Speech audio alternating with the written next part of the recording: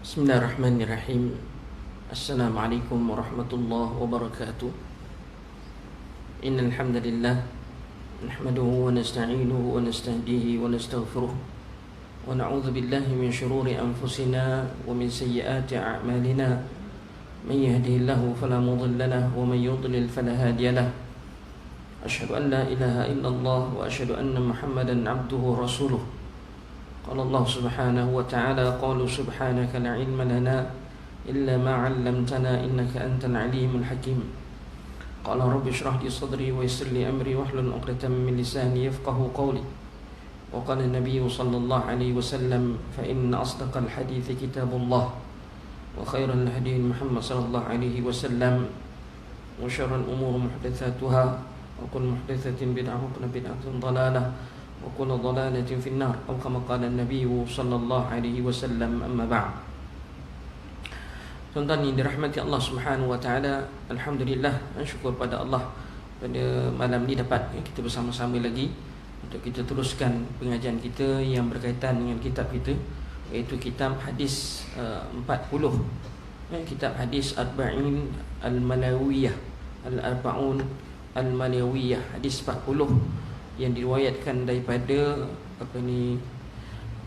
alim ulama kita di Nusantara ni, khususnya di tanah Melayu kita. Bab yang ke-11, bab yang ke-11, adab dengan para sahabat Nabi sallallahu alaihi wasallam. Muallif rahimallahu taala Dr. Abdul Rahman bin Abdul Karim Al-Uthmani rahimallahu taala, sahabat saya, syekh saya, dia meriwayatkan hadis dalam bab ini daripada Syekh Mutawadhi' As-Sabur Abdullah bin Ridwan Al-Mandili daripada Ipoh, Perak, dengan sanad yang bersambung kepada Abu Hurairah radhiyallahu anhu. Beliau berkata, Rasulullah sallallahu alaihi wasallam bersabda, janganlah kalian mencela para sahabatku, janganlah kalian mencela para sahabatku, demi zat yang diriku berada di tangannya, sekiranya salah seorang di antara kalian menginfakkan emas sebesar gunung Uhud, tetap tidak akan menyamai segenggam daripada apa yang telah mereka lakukan, maupun separuh daripadanya. Hadis riwayat Muslim. Abdullah bin Zubair radhiyallahu anhu menceritakan bahawa seorang lelaki Ansar bersisih faham dengan Az-Zubair radhiyallahu anhu berkenaan sebatang anak sungai yang mereka ambil airnya untuk menyiram kebun kurma mereka. Lelaki Ansar tersebut berkata kepada Az-Zubair, biarkanlah air tersebut mengalir. Namun Az-Zubair enggan. Mereka kemudian membawa persisihan mereka kepada Rasulullah sallallahu alaihi wasallam. Lalu Rasulullah sallallahu alaihi wasallam bersabda, wahai Zubair, siramlah dengan air daripada anak sungai tersebut tanamanmu, kemudian biarlah ia mengalir kepada jiranmu. Lelaki Ansar tersebut marah lalu berkata, ya Rasulullah, adakah keputusanmu ini disebabkan dia adalah sepupumu? Wajah Rasulullah SAW serta-merta menjadi merah menahan kemarahan, lantas berkata, wahai Zubair, siramlah dengan air daripada anak sungai tersebut tanamanmu, kemudian tahanlah airnya supaya tidak mengalir kepada jiranmu ini dan mengalir semula ke dinding-dindingnya. Zubair berkata, sesungguhnya aku merasakan bahawa peristiwa ini merupakan sebab turunnya ayat Al-Quran. A'udzubillahi minasyaitanirrajim. Fala wa rabbika la yu'minuna hatta yuhakkimuka fima shajara bainahum thumma la yajidu fi anfusihim harajan mimma qadait wa yusallimu taslima. Surah An-Nisa ayat 65 yang bermaksud, demi Tuhanmu, tidaklah mereka beriman sehingga mereka menjadikanmu mengadili apa yang mereka perselisihkan di antara mereka, dan mereka tidaklah mendapati dari dalam diri mereka kesulitan daripada apa yang engkau putuskan, serta mereka menyerah diri mereka dengan sebenar-benarnya. Hadis riwayat Ibnu Majah, nombor hadisnya 2840. Jubair bin Nufair meriwayatkan, kami duduk di samping Miqdad ibn Aswad radhiyallahu anhu pada satu hari, Lalu datang seorang lelaki. Lelaki itu lantas berkata, beruntunglah keduamu yang telah melihat Rasulullah SAW. Sudah tentu kamu menyukai untuk melihat apa yang telah kalian lihat, mendampingi baginda seperti mana yang kalian dampingi. Kata-katanya menyebabkan kemarahan Miqdad radhiyallahu anhu. Aku menjadi hairan, kenapa tidaklah lelaki tersebut berkata-kata kecuali perkara-perkara yang baik. Miqdad radhiyallahu anhu lantas berpaling ke arah lelaki tersebut, lalu berkata, apakah wajar seorang itu untuk menghendaki bagi dirinya apa yang Allah tidak memberinya, kalaulah dia menyaksikan apa yang dia cita-citakan itu? Demi Allah, sesungguhnya Rasulullah sallallahu alaihi wasallam telah menghadapi satu kaum yang dijerumuskan Allah ke dalam neraka Jahannam dari wajah mereka, disebabkan mereka tidak menyahut seruan kebenaran dan tidak pula membenarkannya. Apakah kalian tidak mensyukuri Allah sedangkan dia mengeluarkan kamu dari perut ibu-ibu kalian dalam keadaan kamu tidak mengenali kecuali Tuhanmu yang hak, iaitu Allah, membenarkan apa yang dibawa oleh Nabi kalian dan tidak ditimpa ujian seperti menimpanya orang-orang selain kalian. Sesungguhnya Allah telah mengutuskan Nabi Muhammad sallallahu alaihi wasallam dan kalian yang paling perit berbanding hal nabi-nabi lain, iaitu pada zaman fatrah, iaitu tempoh masa di antara Nabi Isa dan Nabi Musa, Nabi Muhammad sallallahu alaihi wasallam, dan jahiliyah. Umat pada zaman itu tidak melihat agama yang lebih baik daripada agama menyembah berhala. Sedangkan baginda telah datang dengan Al-Quran yang memisahkan antara yang hak dan yang batil, dan juga memisahkan antara bapa dengan anaknya, sehingga seorang itu melihat ibu bapanya, anaknya atau saudaranya dalam kekufuran, sedangkan Allah telah membuka kunci hatinya untuk keimanan. Dia mengetahui sekiranya mereka ini mati, mereka akan ke neraka. Tidaklah tenang hatinya kerana dia mengetahui orang yang dia sayangi akan masuk ke neraka. Mereka inilah orang-orang yang Allah berfirman akan hal mereka, itu mereka yang berkata, wahai Tuhan kami, berilah kami pasangan hidup dan zuriat kami penyejuk mata kami. Surah Furqan ayat 74. Hadis riwayat Bukhari dalam kitab Al-Adab dan Mufrad, Adab Mufrad. Tuan-tuan yang dirahmati Allah Subhanahu wa taala, bab yang ke-11, bab adab dengan para sahabat. Persoalan yang pertama sekali, siapa dia sahabat Nabi? As-sahabah yang ditakrifkan oleh para ulama ialah mereka yang beriman kepada Allah dan beriman kepada Rasulullah sallallahu alaihi wasallam dan sempat melihat Nabi sallallahu alaihi wasallam ketika hidupnya. Ketika hidup baginda sallallahu alaihi wasallam, matinya dalam iman. Ada yang beriman pada awal melihatnya Nabi SAW, tapi matinya dalam kufur, telah keluar daripada Islam, murtad, wal'iyazbillah min dhalik. Maka nama Allah, mereka sahabat ini adalah mereka yang matinya, yang melihat hidup zaman Nabi, melihat Nabi SAW, beriman pada Rasulullah, dan sehinggalah mereka tadi meninggal dunia. Itu adalah sahabat Nabi. Maka sahabat Nabi SAW adalah orang yang terbaik. Kata Rasulullah SAW dalam hadis, khairul qarni summa alladhina yalunahum summa alladhina yalunahum, sebaik-baik kurun ialah kurunku, iaitu kurun para sahabat Nabi SAW. Summa alladhina yalunahum, kemudian orang yang mengikut para sahabat tabi'in. Summa alladhina yalunahum, kemudian orang yang mengikut tabi'in, dipanggil tabi'in. Fanasiya rawi, lalu perawinya lupa adakah Nabi sebut lagi lepas tu yang pengikutnya yang merujuk pada tabi'in, adalah peringkat yang keempat, peringkat yang ketiga, yang keempat, sahabat, tabi'in, tabi'in, dan adakah yang di dalam riwayat yang keempat itu ada khilaf di sisi ulama. Tapi yang sahihnya, nama Allah, yang asahnya dikatakan ataupun yang sepakat riwayat yang ada ialah 3 kurun yang pertama. Kurun sahabat Nabi SAW dan kurunnya para kurun sahabat, kurun tabi'in dan kurun tabi'in.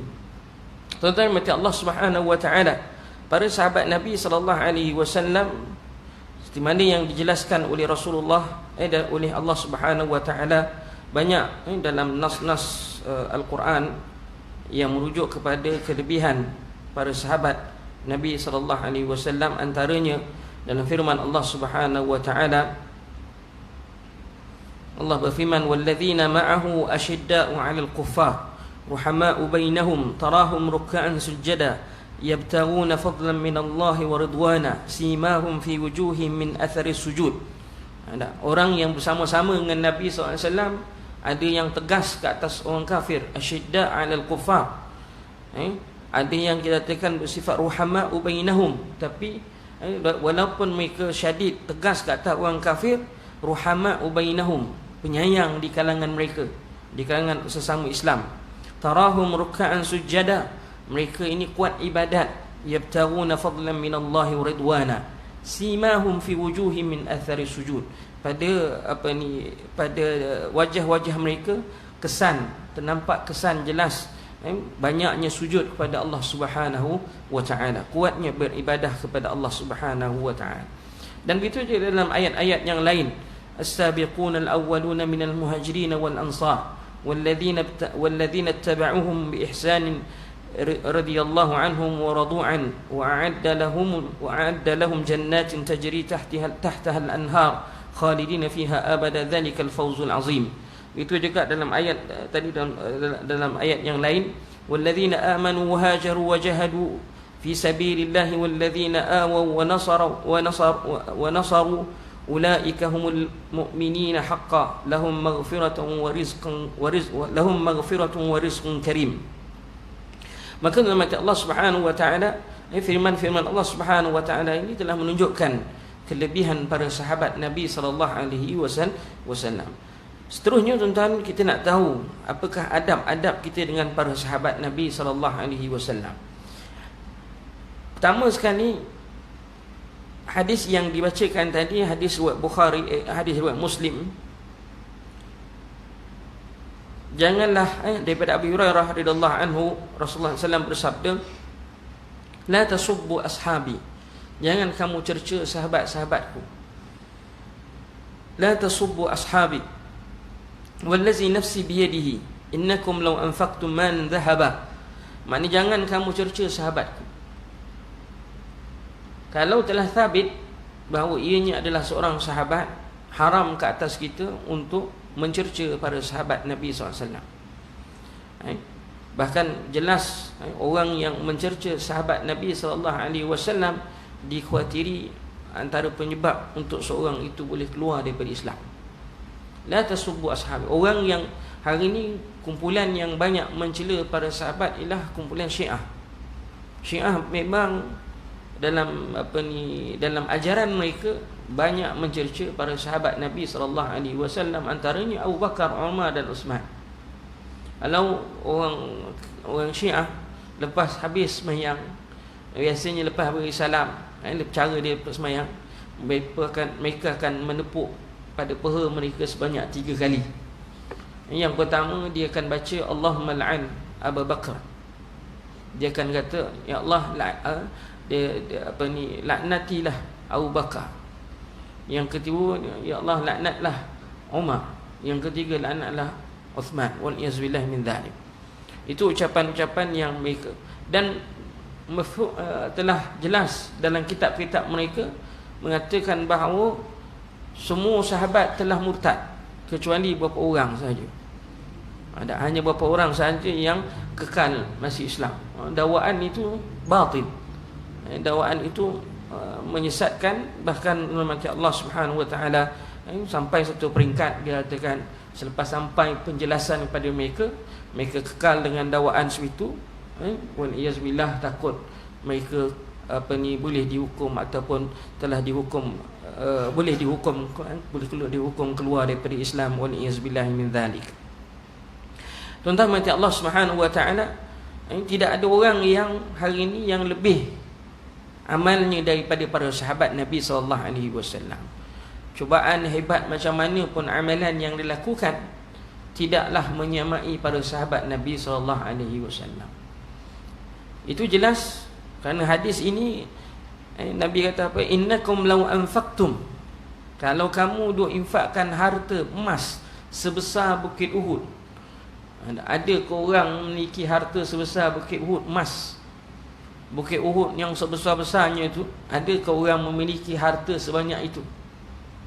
Katakan, kalaupun ada, infakkan harta sebesar bukit, kalau ada sebesar bukit emas itu harta dia sebesar bukit emas, sebesar bukit Uhud emas. Dia ada harta emas sebesar bukit Uhud. Kalau dia ada sekalipun, dia infakkan keseluruhannya, Nabi kata tak sampai separuh pun tapak tangan amalan nak menyamai amalan para sahabat Nabi SAW. Jadi para sahabat Nabi SAW adalah orang yang kita kata sami'na wa ata'na ghufranaka rabbana wa ilaikal masir. Dia hanya tahu sami'na wa ata'na ghufranaka rabbana wa ilaikal masir. Kita sami'na aja, patuh, dengarlah, dengar. Ata'na tu belum lagi tu, belum keseluruhannya lagi, baru sebahagian. Tapi sahabat tidak. Sami'na wa ata'na ghufranaka rabbana wa ilaikal masir. Tepuk dada tanya diri kita sendirilah. Dia katakan tepuk dada tanya diri saya. Saya tanya diri saya sendiri. Tuan-tuan tanya diri tuan-tuan. Sami'na wa ata'na. Mungkin kita semua dengar, patuh, dengar sami'na. Tapi bab ata'na tu, banyak benda yang lagi kita tak patuh lagi. Banyak benda yang kita tak buat lagi. Katakan, dengan alasan tak mampu lagi. Memanglah kita kata tidaklah ada ibadat dalam bab ibadat ni, kata Allah Subhanahu wa taala, fattaqullaha mastata'tum, bertakwa setakat yang kita mampu. Tapi itu dalam bab ibadat. Bagaimana pula dalam bab maksiat? Dalam bab maksiat pun kita tak mampu lagi nak mentaati perintah Allah. Allah larang benda tu, kita pun tak mampu lagi, katakan. Wallahu a'lam. Jadi tuan-tuan macam, tapi sahabat,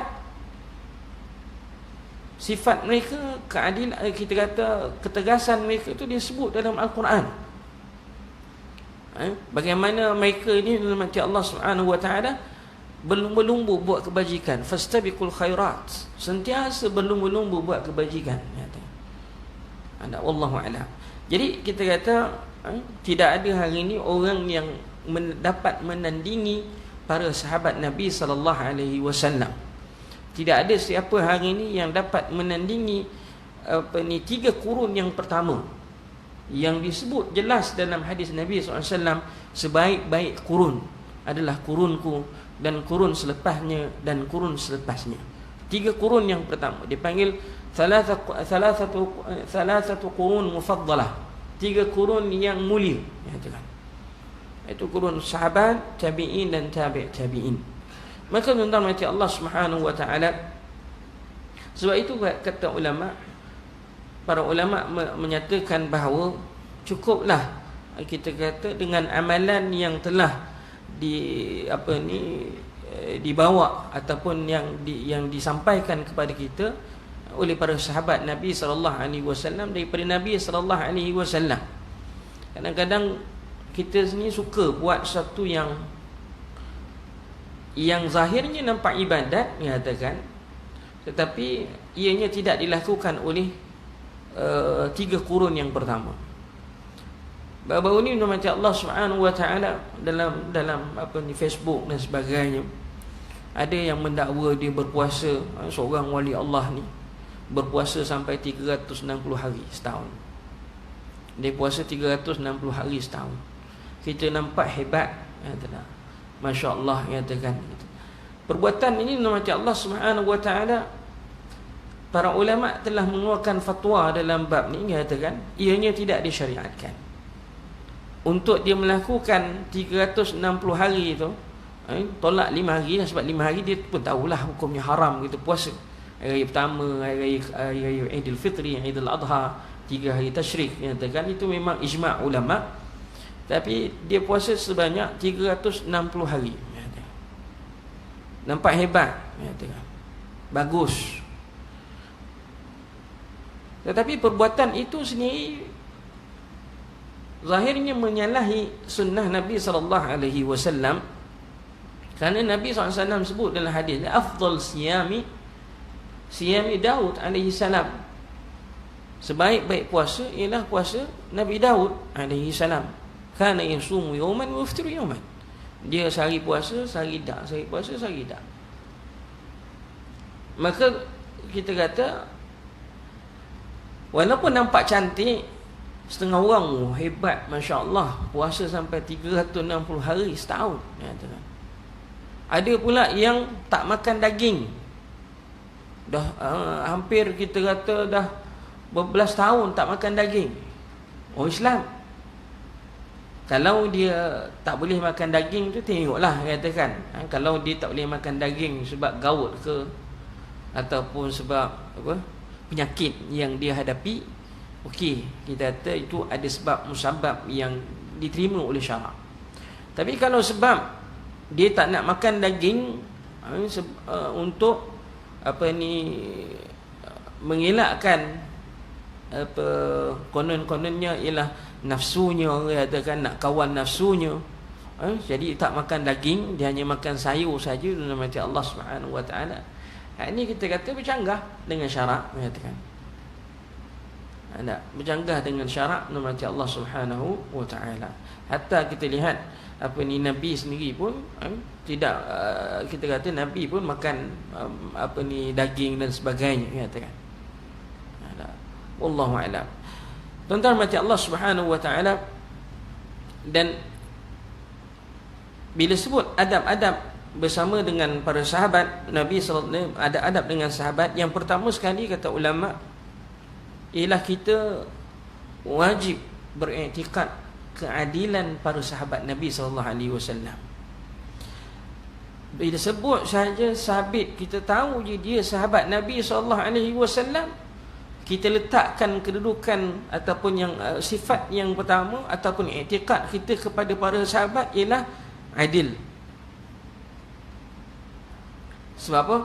Sebab apa? Mereka ini yang dipanggil radhiyallahu anhum wa radu'an.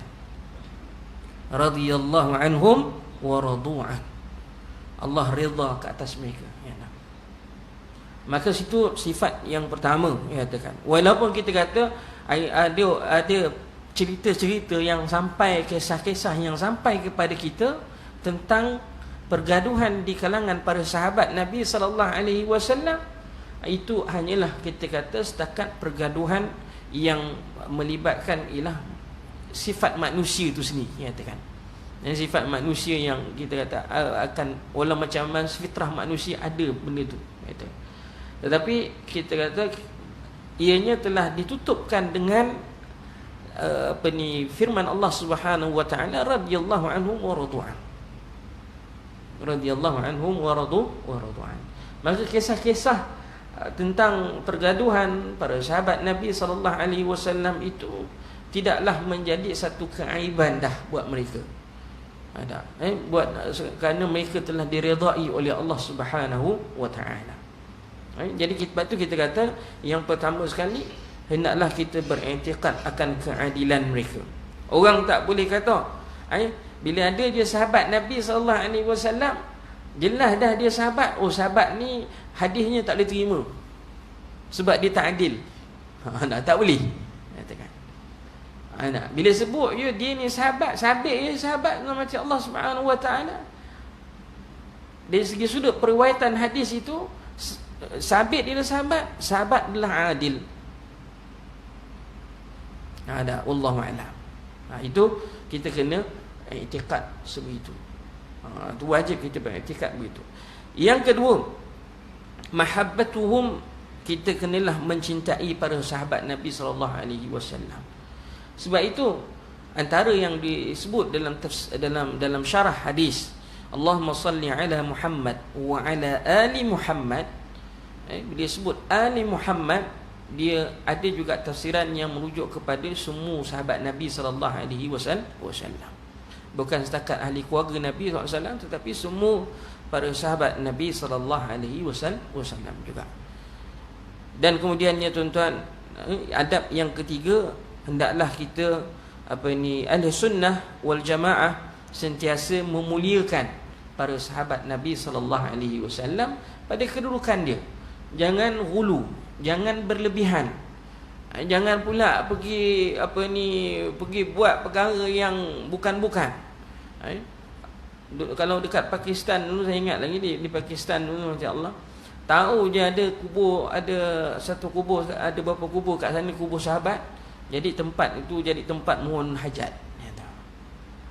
Tempat orang duk tawaf, tempat orang mohon hajat, pelbagai. Jadi perkara-perkara itu nama Allah adalah perkara yang batil, katakan. Ada perkara-perkara yang batil. Wal iyazbillah min dzalik. Jadi kita kata adab yang ketiga itu ialah memuliakan para sahabat Nabi sallallahu alaihi wasallam pada seperti mana kita kata pada kedudukan mereka, katakan. Kedudukan mereka sebagai sahabat. Ada. Kemudian yang keempat, i'tiqad hurriyatahum wa fadluhum. Maknanya mengiktikadkan kelebihan-kelebihan para sahabat Nabi sallallahu alaihi wasallam. Nabi sebut dalam hadis banyak, kita tadi hadis yang kita dah baca tadi, khairul qurun qarni summa alladhina yalunahum summa alladhina yalunahum summa alladhina yalunahum. Kemudiannya kita kata hadis, innakum law anfaqtum malan dhahaba mithla Uhud, katakan. Jadi kita kata itu semua adalah kelebihan-kelebihan para sahabat Nabi SAW. Contohnya kelebihan Umar bin Khattab radhiyallahu anhu, seorang yang memiliki firasat yang sangat tinggi, yang hebat, katakan. Ada dia Allah beri dia firasat yang hebat sehingga Nabi SAW bersabda, fattaqu firasatal mu'min, bertakwa, takutlah kamu akan firasat orang-orang yang beriman kepada Allah Subhanahu wa taala. Kemudian Allah, itu yang keempat. Yang kelima, jangan sekali-kali kita mencerca para sahabat Nabi sallallahu alaihi wasallam, ataupun iri hati kepada mereka. Sebab jelas dalam hadis Nabi sallallahu alaihi wasallam, Nabi kata, la tasubbu ashabi, jangan kamu cerca sahabatku, jangan kamu cerca sahabatku. Itu kita kata yang kelima. Yang keenam, nama Allah Subhanahu wa taala, sentiasa hati kita kita kata bersangka baik ataupun salamatus sudur tijahahum. Maknanya kita hati kita sentiasa bersangka baik dengan para sahabat Nabi sallallahu alaihi wasallam. Walaupun berlaku tadi saya kata tadi mereka tadi terfitnah dengan persengketaan, contohnya dalam perang Siffin, peperangan di antara Abdullah bin Zubair dengan sahabat-sahabat yang lain. Kita kata wallahu a'lam, itu fitnah yang berlaku zaman tu, tetapi bukanlah itu menjadi satu perkara yang yang boleh kita ambil sebagai satu cara untuk kita nak merendahkan kedudukan para sahabat Nabi sallallahu alaihi wasallam, wa iyazbillah min dzalik. Kemudian Allah Subhanahu wa taala, adab yang seterusnya, adab yang ketujuhnya, kita kata jangan berlebihan, jangan ghulu, jangan kita kata fanatik, melampau, katakan, terhadap mencintai para sahabat Nabi sallallahu alaihi wasallam. Kita hanya meletakkan mereka tadi hanya sekadar kita kata sahabat Nabi SAW dan kedudukannya seperti mana yang dijelaskan oleh para Rasulullah SAW, yang dijelaskan oleh Nabi SAW. Tidak lebih daripada itu. Mereka adalah sahabat dan sebaik-baik kurun, dan kita sentiasa menghormati dan memuliakan para sahabat Nabi SAW. Dan seterusnya, termasuk dalam sahabat-sahabat Nabi sallallahu alaihi wasallam ialah isteri-isteri baginda. Sebab itu dalam termasuk adab-adab yang disebut oleh para ulama ialah mencintai isteri-isteri baginda sallallahu alaihi wasallam, kerana mereka ini adalah yang dipanggil ummul mukminin, ummahatul mukminin, ibu kepada orang-orang Islam, ummahatul mukminin. Wallahu a'lam. Dan kemudian adab yang berikutnya ialah kita kata mencintai, bukan setakat itu saja, mencintai juga ahlul bait Rasulullah sallallahu alaihi wasallam, yang mana kita dah bincangkan sebelum ni, dan juga kita mengetahui kedudukan mereka ataupun meletakkan mereka tadi pada kedudukan yang sebenarnya, iaitu sahabat Nabi sallallahu alaihi wasallam. Tidak ada orang yang kuat cintanya kepada Nabi sallallahu alaihi wasallam lebih daripada sahabat Nabi sallallahu alaihi wasallam. Para sahabat Nabi sallallahu kita ni, kata Rasulullah SAW, antum Nabi pernah sebut dalam satu hadis, disebut ikhwani ikhwani ikhwani. Ya Rasulullah, alasna ikhwanakum, alasna ikhwanukum. Ya Rasul, Nabi kata, saudaraku, saudaraku, saudaraku. Kata sahabat-sahabat yang ada ketika itu pada Rasulullah, ya Rasulullah, bukankah kami ini saudaramu ya Rasulullah? Bal antum ashabi, kamu adalah sahabat-sahabatku. Ikhwani ialah mereka yang datang kemudian selepas kamu, mereka yang beriman kepada aku, beriman kepada Allah, beriman kepada aku, tapi tak pernah melihat aku. Jadi mereka itu adalah dipanggil, kita ni semua dipanggil ikhwan kepada Nabi sallallahu alaihi wasallam. Kenapa? Sebab dalam hati Allah kita tidak pernah melihat Rasulullah sallallahu alaihi wasallam. Untuk melihat Nabi sallallahu alaihi wasallam secara mimpi ataupun mengikut sebagian ulama secara yaqadah ataupun sebagainya, tidak meletakkan kedudukan mereka sebagai sahabat Nabi.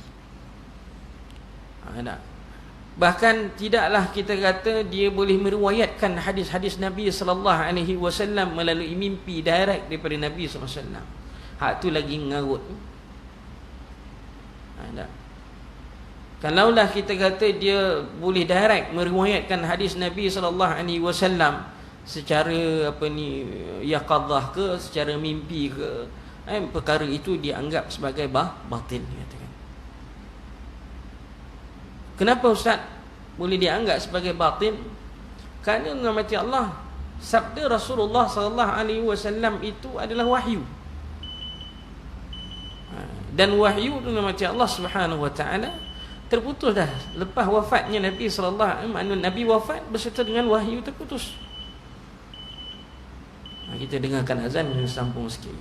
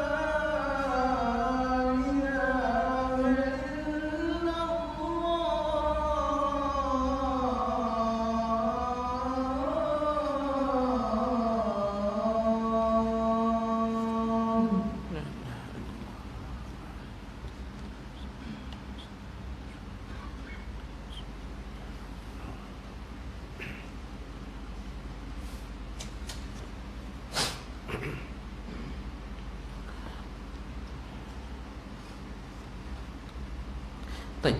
Jadi tuan-tuan macam Allah Subhanahu wa taala, ya, itu para sahabat Nabi sallallahu alaihi wasallam, walaupun kita kata cintanya kepada Nabi sallallahu alaihi wasallam sangat tinggi,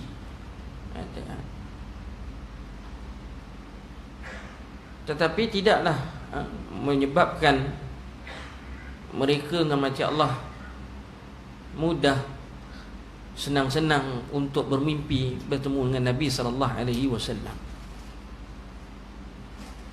Kalaulah kita kata orang yang telah melihat Nabi ni ketika zaman para sahabat Nabi SAW, tentulah Nabi telah memberi kita telah bertemu dengan sahabat-sahabat yang bertelagah tadi, ataupun yang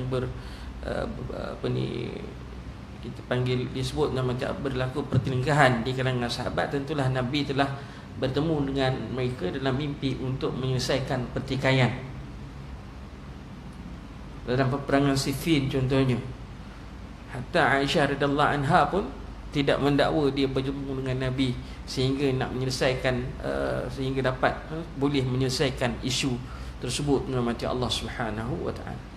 Tapi mutaakhir ini dia katakan ramai, khususnya yang menggelar diri mereka sebagai habaib ataupun habib, bukan semualah mengatakan yang betul-betul lah, tak. Ramai juga yang ada juga yang kita kata yang mendakwa bertemu dengan Nabi, kerap bertemu dengan Nabi sallallahu alaihi wasallam bila-bila masa dia kehendaki. Bukan setakat bertemu dengan Nabi, bertemu dengan Nabi Khidir, bertemu dengan nabi-nabi yang lain, dikatakan secara yaqadhah dan sebagainya. Hak ni kita menurut Allah sebagai orang Islam, kita tidaklah menafikan seorang itu boleh bertemu dengan Rasulullah sallallahu alaihi wasallam dalam mimpi, sebab perkara tersebut telah jelas dalam hadis Nabi sallallahu alaihi wasallam. Tetapi yang disangkalkan apabila meriwayatkan perkara-perkara tertentu melalui mimpi daripada Nabi sallallahu alaihi wasallam, ataupun melalui pertemuan dengan Nabi sallallahu alaihi wasallam. Khususnya kita katakan pernah ada satu tarikat Tijani, dalam kitab mereka mendakwa bahawa selawat yang dicipta oleh guru mereka telah di-endorse oleh Nabi sallallahu alaihi wasallam. Ada ketika gurunya tadi Tijani pergi ke Masjid Nabawi dan Nabi sallallahu alaihi wasallam mengendoskan selawat tersebut. Wallahu a'lam. Jadi perkara-perkara tersebut namanya Allah Subhanahu wa taala, dakwaan-dakwaan itu yang menyebabkan masyarakat terfitnah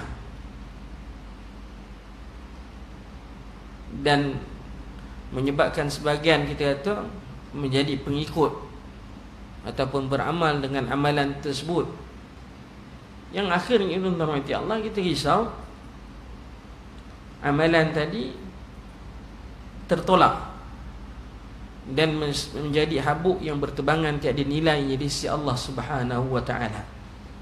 Wa qadimna ila ma 'amilu min 'amalin faj'alnahu haba'an manthura. Kami bawakan amalan-amalan mereka, kata Allah Subhanahu wa taala, di akhirat kelak kami jadikan seperti habuk yang berterbangan tiada nilai.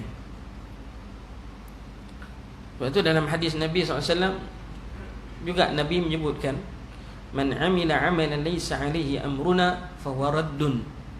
Siapa yang melakukan amalan yang tidak disuruh oleh kami, makanya tuan-tuan, amalan mereka itu adalah tertolak. Yang tertolak. Alhamdulillah min dzalik. Kita risau kat situ, katakan. Sedangkan yang jelas dalam hadis, amalan-amalan yang jelas dalam hadis pun terlalu banyak sehingga kita pun tak termampu untuk mengamalkan. Tapi yang kita duk sibukkan dengan amalan yang kita pun tak tahu kadang-kadang ianya adalah ciptaan-ciptaan sahaja. Wal iyazbillahi min dzalik. Wallahu a'lam. Jadi tuan-tuan mati Allah, berhati-hati katakan. Dalam melakukan amalan ibadat, dalam kita kata keseronokan kita melakukan ibadat, ataupun dalam kita berebut untuk berlumba-lumba untuk melakukan ibadat, jangan sampai kita melakukan ibadat yang sia-sia. Kerana para ulama telah meletakkan dua syarat untuk satu-satu amalan itu untuk diamalkan. Yang pertama sekali, ikhlas kepada Allah Subhanahu wa taala. Yang kedua ialah mutaba'atir rasul, kena ikut seperti mana yang disarankan oleh Rasulullah sallallahu alaihi wasallam, ataupun seperti mana yang disyariatkan melalui nas hadis Nabi sallallahu alaihi wasallam secara qat'i ataupun secara zanni, katakan. Wallahu a'lam. Jadi tuan-tuan yang Allah Subhanahu wa taala, yang terakhirnya kita lihat apakah pengajaran daripada hadis yang dibacakan tadi. Yang pertama sekali, kita tahu para sahabat Nabi sallallahu alaihi wasallam telah pun menempuhi pelbagai rintangan dengan jalan dakwah lebih banyak berbanding dengan orang lain. Selain daripada mendukung dan menyebarkan agama Islam, mereka juga berperang dengan perasaan mereka sendiri. Ini adalah jihad dalam bentuk lain yang tidak dialami oleh mereka yang dilahirkan dalam negara Islam dan lahir daripada ibu bapa yang beragama Islam. Kita beruntung lahir mak bapak Islam. Lahir kita kata dah Islam, nama Allah.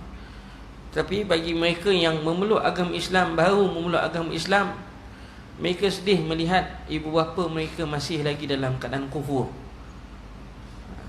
Sedangkan seperti mana para sahabat tadi yang diriwayatkan dalam riwayat yang hadis yang akhir tadi, dalam adab mufrad nyatakan bahawa mereka juga bersedih kerana mendapati ibu bapa mereka masih lagi dalam kekufuran. Dan jelaslah, andai matinya mereka tadi dalam keadaan kufur, tempatnya adalah neraka Allah Subhanahu wa taala. Jadi apa pun yang kita tahu hari ini, orang yang baru memeluk agama Islam, memang ada perasaan itu sedih bila melihat ibu bapa mereka masih lagi dalam agama yang agama asal, dan masih lagi kufur. Tetapi mati Allah, masih lagi ada kesempatan selagi mana mereka belum meninggal dunia, iaitu dengan cara kita berdakwah bil hal. Dakwah bil hal bukanlah semestinya kita kena bercakap, tetapi tunjukkan akhlak yang baik, budi pekerti yang baik. Kita mendoakan kepada ibu bapa kita yang ataupun ibu bapa tadi yang masih lagi dalam kufur, moga Allah beri hidayah. Ada setengah tu cerita yang ibunya sempat mengucap 2 kalimah syahadah sebelum meninggal dunia. Alangkah gembiranya hati si anak apabila ibunya dapat mengucap 2 kalimah syahadah sebelum ibunya meninggal dunia. Jadi tuan-tuan mati Allah Subhanahu wa taala, bersyukurlah. Kita semua bersyukur pada Allah Subhanahu wa taala. Harusnya semestinya kita bersyukur pada Allah kerana lahirnya kita dalam Islam, lahirnya dalam mati Allah kita dalam suasana Islam yang yang sedia dikatakan, yang dah sedia. Yang kedua, para sahabat telah menunaikan hak mereka kepada Nabi SAW secara langsung. Tentulah para sahabat tadi telah menunaikan hak mereka kepada Nabi SAW secara langsung. Di antara hak ini yang terbesar adalah taat dan patuh dalam menyerahkan diri mereka kepada baginda sallallahu alaihi wasallam, yang menyampaikan mereka kepada kedudukan mereka yang tinggi. Sahabat Nabi sallallahu alaihi wasallam telah ditarbiyah oleh Rasulullah sallallahu alaihi wasallam. Maknanya dipanggil madrasati Rasulullah sallallahu alaihi wasallam. Nabi telah mentarbiyah para sahabat Nabi sallallahu alaihi wasallam, dan sebab itu amalan-amalan ataupun perbuatan-perbuatan Nabi SAW diceritakan melalui periwayatan hadis yang diriwayatkan daripada para sahabat dengan cara yang adil. Tidak ada sahabat yang menipu dalam meriwayatkan hadis Nabi SAW. Sebab itu dipanggil tadi para sahabat tadi udul ataupun adil dalam meriwayatkan hadis Nabi SAW. Cuma habis Ustaz, kenapa hadis ni ada hadis dhaif, ada hadis yang kita kata maudhu', sedangkan daripada Nabi, daripada sahabat yang meriwayatkan. Benda tu boleh berlaku rahmati Allah disebabkan orang meletakkan, bukannya sahabat tu sendiri yang meriwayatkan hadis tersebut. Orang meletakkan sahabat, dia kata dia mendakwa sahabat sekian meriwayatkan hadis sekian. Sedangkan sahabat itu tidak pun meriwayatkan hadis tersebut. Maka itu dah berlaku pendustaan, maudhu'. Ataupun hadis dhaif. Kenapa?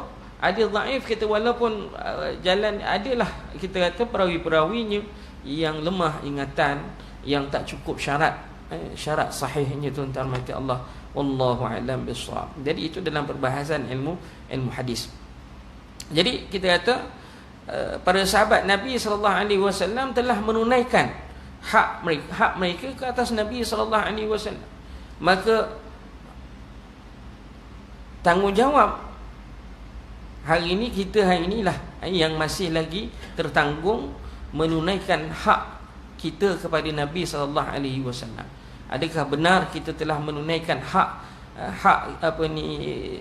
Nabi? Adakah kita telah menunaikan hak Nabi SAW? Itu tanpalah dah ada, tanyalah diri sendiri, tuan-tuan mati Allah Subhanahu wa taala, khususnya dalam mentaati perintah Rasulullah SAW dan menjauhi larangannya.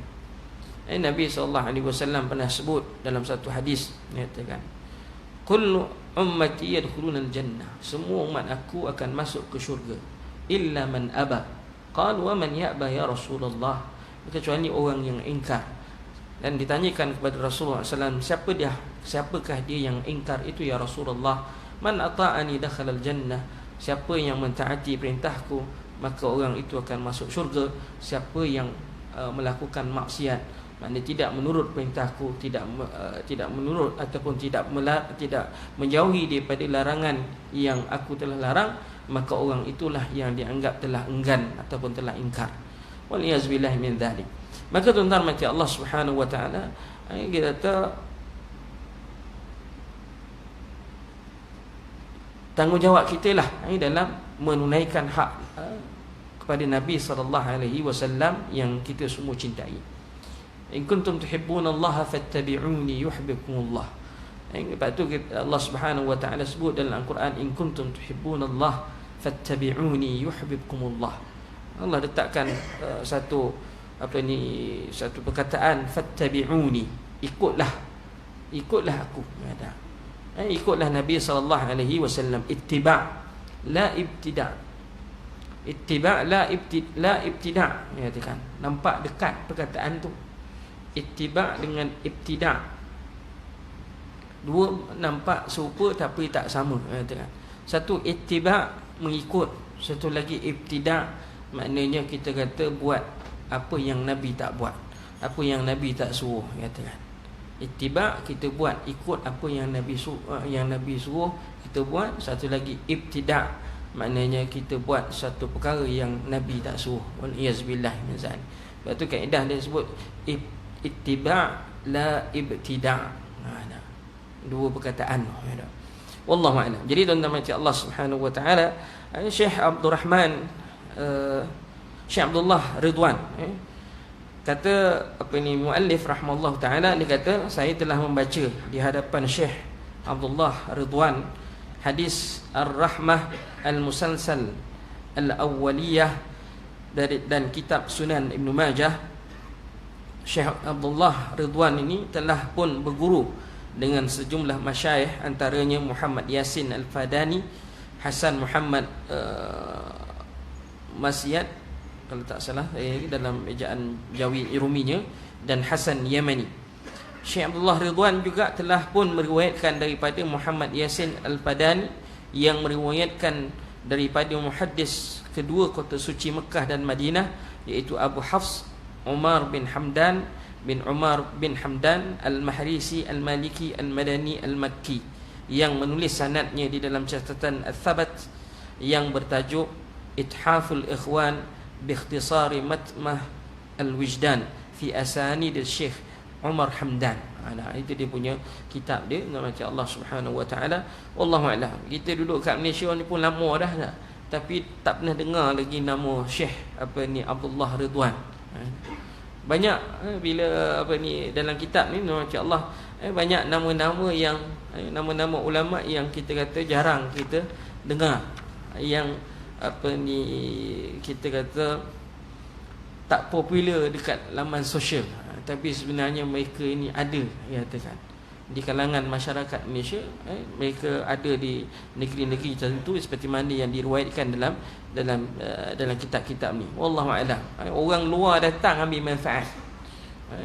Pengarang kitab ni nama Allah, dia orang Syria, Syekh Abdul Rahman, Dr. Abdul Rahman Abdul Karim As-Suri. Dia ni orang Syria, ya katakan. Dia datang sini, dia cari orang alim ni, ya katakan, yang ada dekat Malaysia ni, diriwayatkan hadis-hadis yang daripada ulama-ulama Nusantara. Tapi kita kat Malaysia kita pun tak kenal. Kita kat Malaysia ni kita sendiri pun tak kenal nama Allah. Wallahu a'lam. Jadi moga-moga alhamdulillah kita dapat membaca kitab ni, kita dapatlah dengar nama-nama ulama yang masyhur di Malaysia, nama Allah Subhanahu wa taala, dan dapat mendengar riwayat-riwayat hadis yang mereka riwayatkan. Moga-moga kita dapat manfaat insya-Allah. Setakat itu saja dengan rahmat Allah Subhanahu wa taala yang sempat saya kongsikan dengan tuan-tuan. Mari kita doa pada Allah Subhanahu wa taala. Bismillahirrahmanirrahim. Allahumma ja'alna hadha jam'an marhuma wa tafarruqana min ba'di tafarruqan ma'suma. Allahumma inna nas'aluka 'ilman nafi'a wa 'amalan mutaqabbala wa rizqan tayyiba wa husna ibadatik. Allahumma a'inna 'ala dhikrika wa syukrika wa husni ibadatik. Rabbana atina fid dunya hasanah wa fil akhirati hasanah wa qina 'adzaban nar. Wa sallallahu ala Muhammad wa ala alihi wa sahbihi wa baraka wa sallam. Walhamdulillahi rabbil alamin. Subhanakallahumma bihamdika asyhadu an la ilaha illa anta wa astaghfiruka wa atubu ilaik. Assalamualaikum warahmatullahi wabarakatuh.